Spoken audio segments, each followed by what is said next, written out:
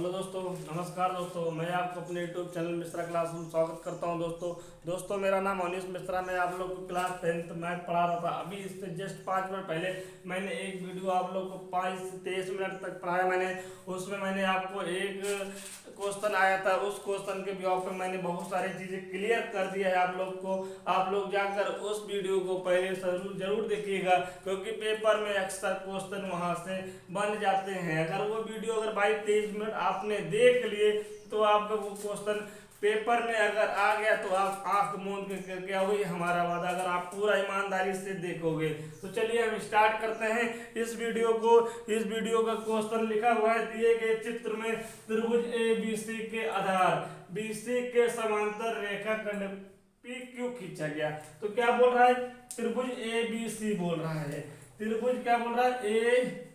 ABC। एक त्रिभुज बनाया मैंने, ये A है, ये B है, ये C है। कह रहा है कि BC के समांतर एक रेखाखंड PQ खींचा। ठीक है, ये P है, ये Q है। BC के समांतर एक रेखा PQ खींचा रेखाखंड। ठीक है, खींच दिया मैंने। यदि PQ बटे BC बराबर 1/3 है। इससे पहले बोल रहा है कि BC पैरेलल है किसके? PQ के। ठीक है, BC पैरेलल है PQ के। ये चीज दिया हुआ है। बोल है कि AB/PB बराबर क्वेश्चन मार्क। ठीक है, तो देखिएगा भाई, यहाँ पर हम बताने की कोशिश करते हैं। नोट करके लिख लीजिए, नोट करके लिखिए। एक मैंने देखिए, दोनों चीज सिमिलरिटी है, दोनों सेम चीजें हैं, लेकिन एक चीज अंतर आने से पूरा फॉर्मूला पलट जाता है। इस चीज को नोट करके लिख लीजिएगा, बहुत काम आने वाली चीजें हैं, पेपर में डायरेक्टली पूछ लिया जाता है। दोनों त्रिभुज सेम है। ठीक है, यहाँ पर मैंने D और E लाइन खींचूंगा, लेकिन पहले बोलूंगा कि इस त्रिभुज में AB के इस त्रिभुज में AB के मध्य बिंदु D है और AC का मध्य बिंदु क्या है? E है। ठीक है, मध्य बिंदु बोल रहा है। क्या बोल रहा है? मध्य बिंदु बोल रहा है। ठीक है, D और E क्या है? मध्य बिंदु है, मिला दो। ठीक है, यहाँ पर बोल रहा है QR समांतर है यहाँ पर DE के। ठीक है, D और E के। तो यहाँ पर देखिएगा, दोनों चित्र सेम बने हुए हैं। AB लाइन खींच दिया गया, यहाँ समांतर बोल रहा है, यहाँ इन दोनों को मध्य बिंदु बोल रहा है इस चीज को। तो यहाँ पर हमारा काम करता है मध्य बिंदु प्रमेय। क्या काम करता है? मध्य बिंदु प्रमेय गाइस काम करता है। ये क्या होता है? DE बराबर BC/2, ये फॉर्मूला होता है। ठीक है, यहाँ तक बात समझा गई।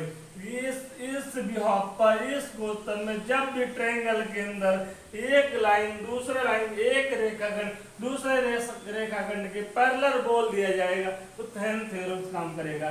ये आपके पेपर में, आपकी बुक में है, थेन्स प्रमेय काम करता है। थेन्स प्रमेय क्या है तो देख लो भाई, PD बटे ये D है, PD बटे DQ बराबर PE बटे ER। ठीक है, एक ये फॉर्मूला होता है, या फिर और दूसरा फॉर्मूला होता है PD/PQ बराबर PE नहीं, फिर क्या हो जाएगा? DE बटे QR, ये फॉर्मूला होता है। ठीक है गाइस, ये PD/PQ। ठीक है, बराबर हो जाता है DE/QR के। चाहे आप इसको ऐसे भी लिख सकते हो गाइस, कैसे? PE/PR। ठीक है गाइस, बराबर DE/QR। ठीक है, दोनों चीजें एक ही हैं, तो नोट कर लो, फिर आगे चलें। चलिए, इसको नोट कर लिया होगा, इसको हटा दें गाइस, फिर हम क्वेश्चन पे चलते हैं। आप दोनों ट्रायंगल के बारे में जानकारी मैंने दिया है, एक छोटी सी इस जानकारी को संभाल के रखिएगा, पेपर में बहुत इंपॉर्टेंट चीजें हैं। ठीक है, हम अब क्वेश्चन पे चलते हैं। क्वेश्चन क्या है उसको हम सॉल्व करते हैं। क्वेश्चन आपने पढ़ा होगा, मुझे क्या सॉल्व करना मुझे पता चल गया है, तो मैं क्या करूंगा यहाँ पर, चलिए इसको देख लेते हैं। ठीक है, मैंने समझाया आपको भी। ठीक है, चलिए हम करने का एक बार कोशिश करते हैं। अब देखिएगा ए पी, ये ए पी, फिर हम क्या करेंगे ए से बी, ए बी बराबर, ठीक है, क्या फॉर्मूला होगा R Q upon B C. ठीक है, ये पी है, ये गाइस पी है, यहाँ पे पी क्यू। ठीक है, इतनी बात समझ आ गई। ये फॉर्मूला भी हमने जस्ट बताया आप लोग को, वही फॉर्मूला मैंने अप्लाई किया। तो ए बी, ए पी लिखो यहाँ पर, और ए बी लिखो यहाँ पर। ठीक है, और P Q upon B C की वैल्यू क्या दिया है क्वेश्चन में, 1/3 दिया है, 1/3 लिखेंगे। ठीक है, 1/3 लिखेंगे। अब देखिएगा, अगर मैं बोल दूं कि ये लाइन आपकी ये पी है, ये क्यू है, पूरी कितनी है 4 मीटर की है। मैं बोल दूं कि हमने क्या किया, ये ए पॉइंट है, मैंने बोला कि पूरी पी क्यू कितना है, पी और क्यू कितना है 4 मीटर है। मैं बोल दूं कि मैंने यहाँ से चलना चालू किया, ए तक गया, थोड़ा रुक गया। ठीक है, ए से रुकने के बाद फिर चालू किया, यहाँ पे पहुंचा, तो कितनी दूरी तय करेंगे।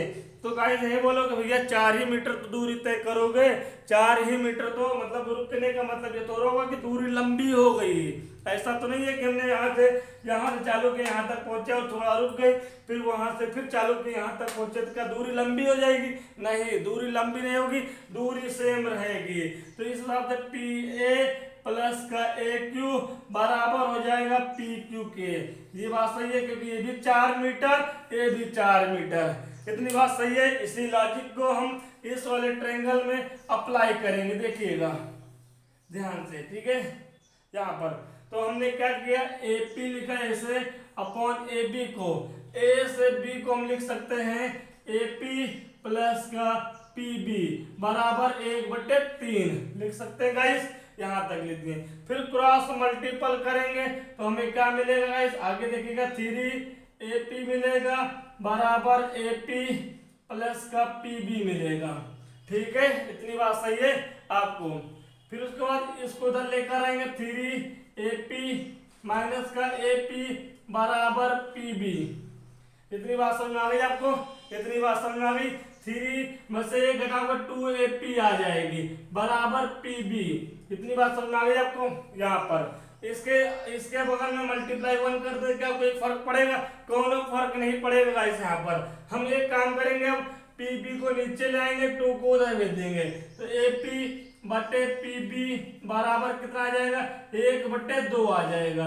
ये आपका आंसर, यही तो पूछ रहा था कि एपी और पीबी का रेशियो कितना होगा, 1/2। तो इसको उतार लीजिए आप। चलिए दोस्तों, अगला क्वेश्चन आपके बोर्ड पे मैंने लिख दिया एक बार। ये क्वेश्चन हमारा पृष्ठीय क्षेत्रफल और आयतन का है। हम इस चैप्टर को पूरा कंप्लीट पढ़ चुके हैं। हमारा वीडियो का लिंक नीचे होगा, वहां पर जाकर आप इस चैप्टर को पूरा पढ़ने का प्रयास करिएगा। ये मॉडल पेपर में क्वेश्चन आया हुआ है, ऐसे क्वेश्चन मैंने कराए हैं। लेकिन एक बार फिर आप लोग के बीच में मॉडल पेपर में क्वेश्चन लिखा हुआ है, फिर समझाने का और कराने का प्रयास करते हैं। लिखा हुआ है लकड़ी के एक ठोस बेलन। तो हम लकड़ी का एक ठोस बेलन कैसा होता है हमने बताया है आप लोग को, कुछ ऐसे शेप में होता है। ये ठोस बेलन है। तो मैं एक बार फिर बनाता हूँ ये, ठीक है, मैंने एक बार फिर ये बना दिया। ठीक है, ये क्या है, ये आपका है ठोस बेलन। पहले समझ लीजिएगा गाइस, ठोस बेलन आपका ऐसे हो गया। ठीक है, ये लकड़ी का एक गुटका है जो बेलन के आकार का है, जो बेलन के आकार का है।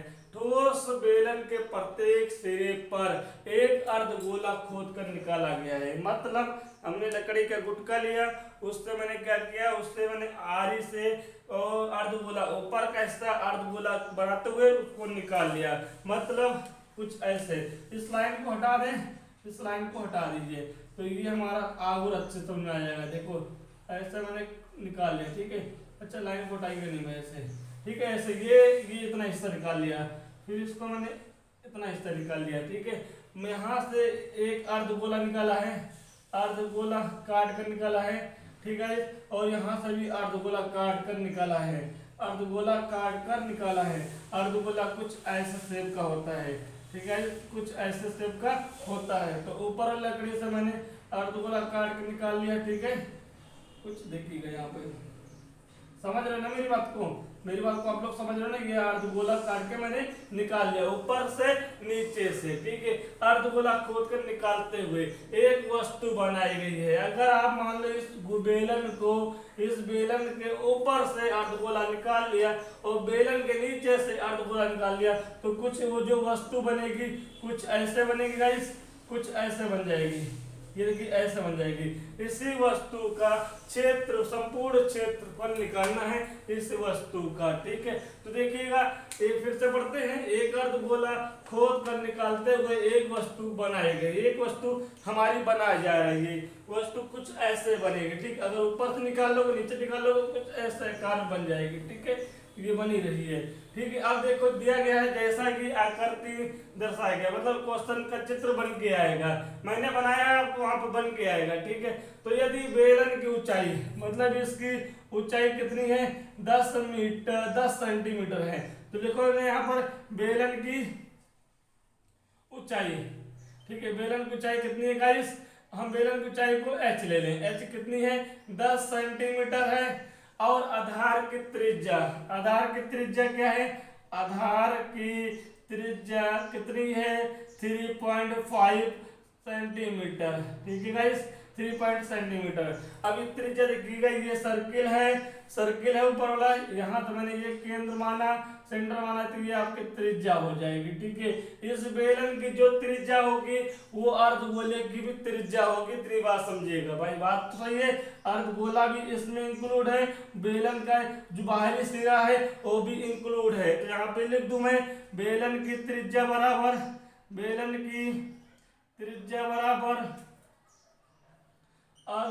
अर्धगोले की त्रिज्या, अर्धगोले की त्रिज्या दोनों बराबर होगी, और दोनों कितनी होगी बोलो? 3.5 सेंटीमीटर होगी। इतनी बात समझ आ गई? इतनी बात आपको समझ में आ गई गाइस? चलिए आगे चलते हैं। अब बोल रहा है कि इस वस्तु का संपूर्ण पृष्ठीय क्षेत्रफल निकालिए। तो देखिए, जो ये वस्तु बन के तैयार होगी, तो यहाँ पर बेलन का क्षेत्रफल तो निकालना है, ऊपर से ये अर्धगोले का क्षेत्रफल भी निकालना है, क्योंकि इस गोले का संपूर्ण क्षेत्रफल पूछ रहा है। वस्तु का संपूर्ण क्षेत्रफल, संपूर्ण क्षेत्रफल बराबर क्या होगा? बेलन का क्षेत्रफल तो होगा ही, लेकिन उसके बाद दो अर्धगोले बने हुए हैं, दो अर्धगोले का भी क्षेत्रफल होगा। तो दो अर्धगोले यहाँ पे नोट करके लिख लीजिएगा, दो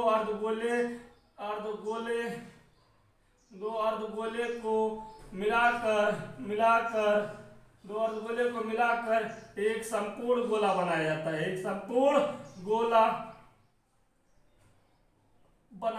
है, बनाया जाता है। मैं बोल रहा हूँ, आप लिख लीजिए, यहाँ पे समझ में नहीं आएगा।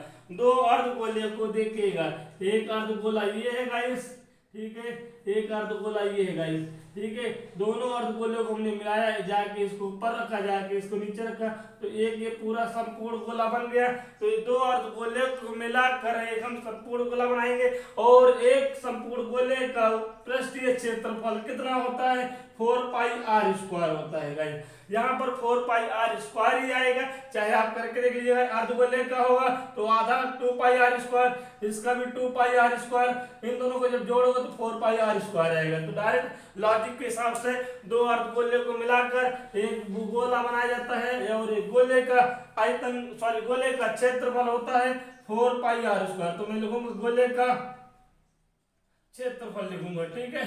यहाँ समझ लीजिएगा, दो अर्धगोले को मिलाकर बनाया गया, तभी हमने गोला लिखा है। मैंने समझाया है, गोला तब आया है जब दो अर्धगोले को मिलाकर बनाया गया है, ठीक है। तो ये बात को समझ लीजिएगा।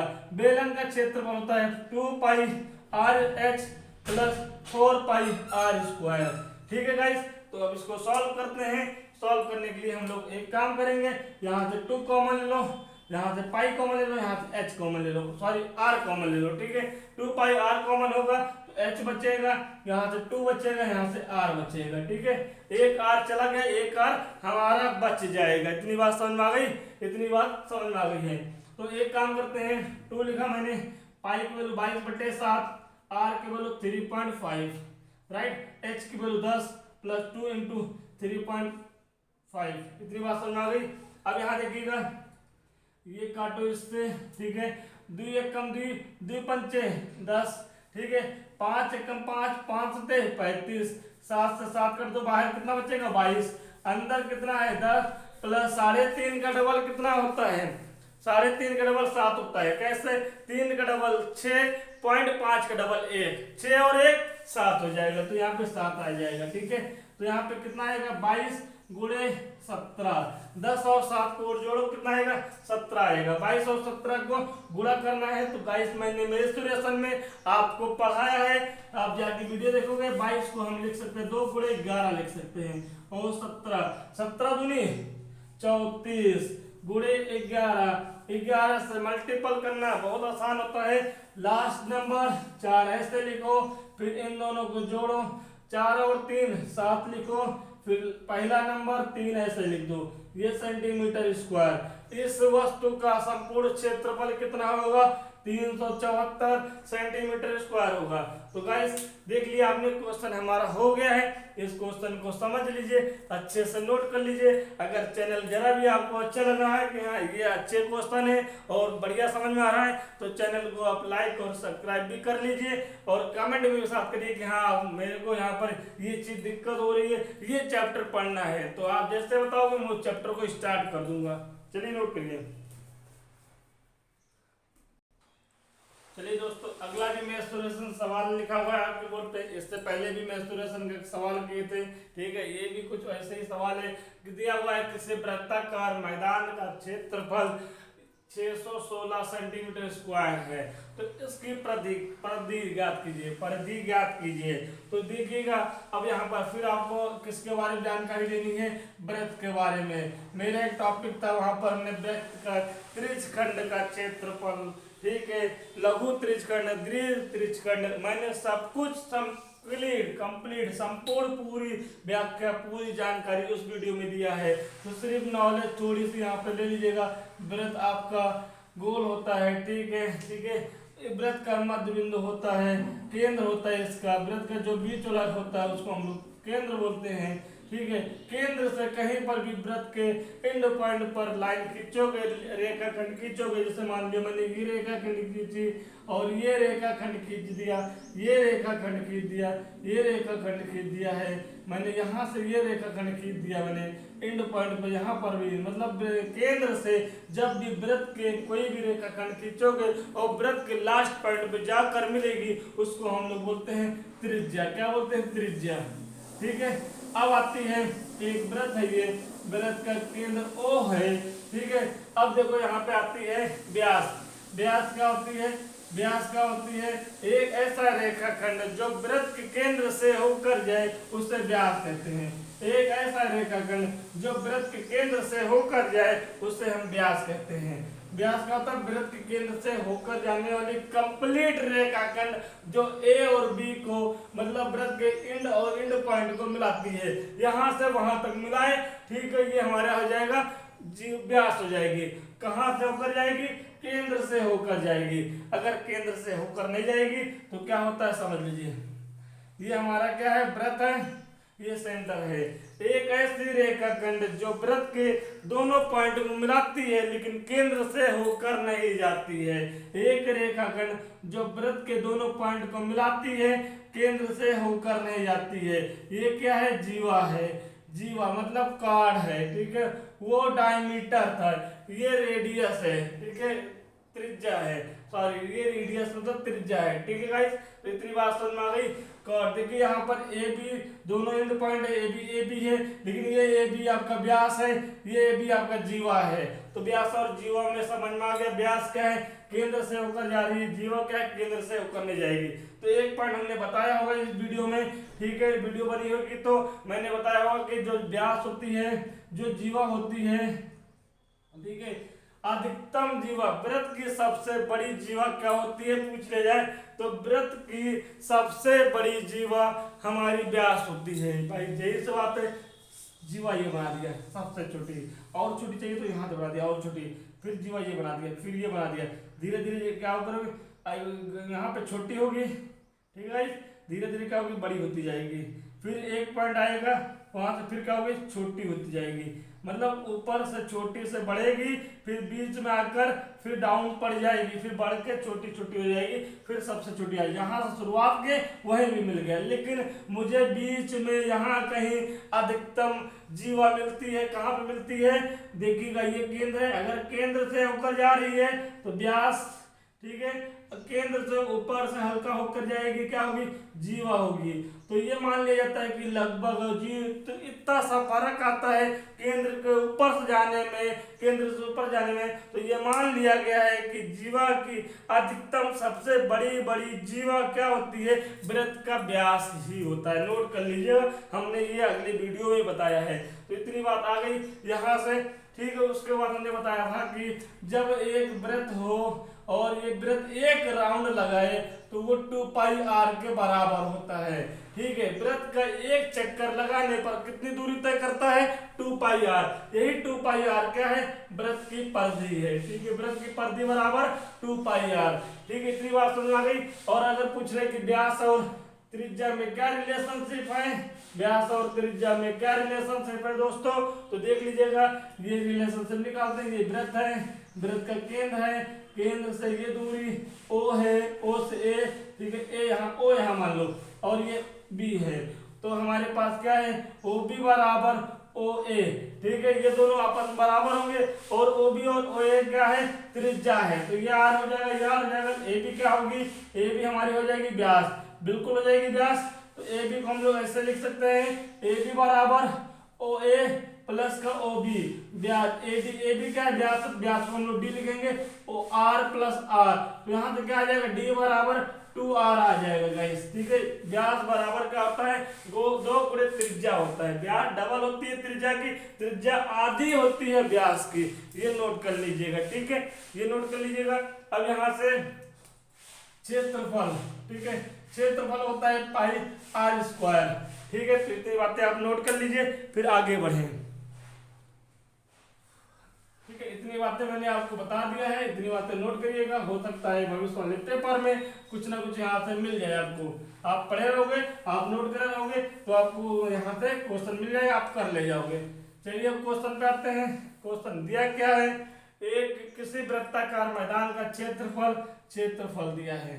कैसा मैदान है, वृत्ताकार है। कितना दिया है क्षेत्रफल, 616 सेंटीमीटर है।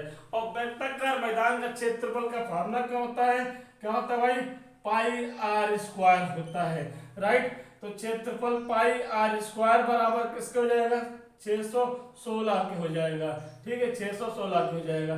इतनी बात समझ आ गई। पाई की वैल्यू क्या है, 22/7 है, मल्टीप्लाई आर स्क्वायर बराबर 616, ठीक है।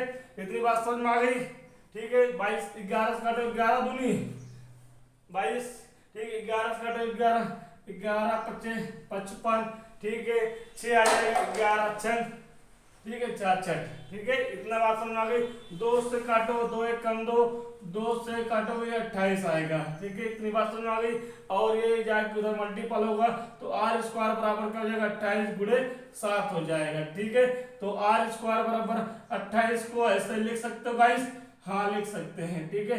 तो आर बराबर क्या आ जाएगा, अंडर रूट 7 गुणे 7 और 4 को हम लोग 2 गुणे 2 में लिख सकते हैं, ठीक है। तो यहाँ से क्या आ जाएगा, 7 बाहर, यहाँ 2 बाहर, तो आर बराबर क्या आ जाएगा, 7 गुणे 2 आ जाएगा। आर बराबर क्या आ जाएगा, 14 सेंटीमीटर आ जाएगी। वृत्त की त्रिज्या कितनी होगी, 14 सेंटीमीटर। इसकी परिधि ज्ञात करनी है, तो वृत्त की परिधि का फॉर्मूला क्या होता है, वृत्त की परिधि बराबर क्या फॉर्मूला होता है गाइस, अभी हमने बताया है कितना था, 2 पाई आर होता है, ठीक है। 2 इंटू पाई बटे 7, ठीक है। आर की वैल्यू 14, आर की वैल्यू कितनी है, 14 है, ठीक है। 2 7 दूनी 14, ठीक है। तो एक काम करो, 2 दूनी 4, 4 गुणे 22 कितना आ जाएगा, 88, ठीक है, सेंटीमीटर। इतनी बात नोट कर लीजिए। तो गाइस आज की वीडियो में सिर्फ यहीं तक हमने आपको पढ़ाया है, ठीक है। बहुत सारे क्वेश्चन मैंने कराए हैं, बहुत सारे क्वेश्चन अभी बचे हुए हैं। हम मॉडल पेपर की हेल्प से जो पेपर परीक्षा में आ चुके हैं और परीक्षा में आने वाले हैं, जो पेपर में क्वेश्चन इंपॉर्टेंट है, उसी क्वेश्चन को जब तक पेपर नहीं होता है तब तक मैं ऐसे ही पढ़ाऊंगा, ठीक है। मॉडल पेपर की सहायता से जितने क्वेश्चन इंपॉर्टेंट होंगे हो जाएंगे। तो आपसे एक ही निवेदन है कि आप वीडियो को पूरा देखिए और हर एक चीज बात समझ में आएगी, ठीक है। तो अगर आपको समझ में आ रहा है वीडियो, अच्छा लग रहा है वीडियो, तो गाइस आप लोग एक काम करिएगा छोटा सा कि आप वीडियो को लाइक कर दीजिएगा और वीडियो को आगे शेयर कर दीजिएगा, ताकि मैक्सिमम बच्चे इस वीडियो को देखकर अपनी ईपी बोर्ड परीक्षा की तैयारी कर सके। और आप चैनल को सब्सक्राइब भी कर लीजिएगा, ताकि जब कोई भी नया वीडियो डाले तो सबसे पहले आपको वहां पर मिले। तो ठीक है दोस्तों, हम आपके से विदा लेते हैं, अगले टॉपिक में मिलेंगे। Thank you.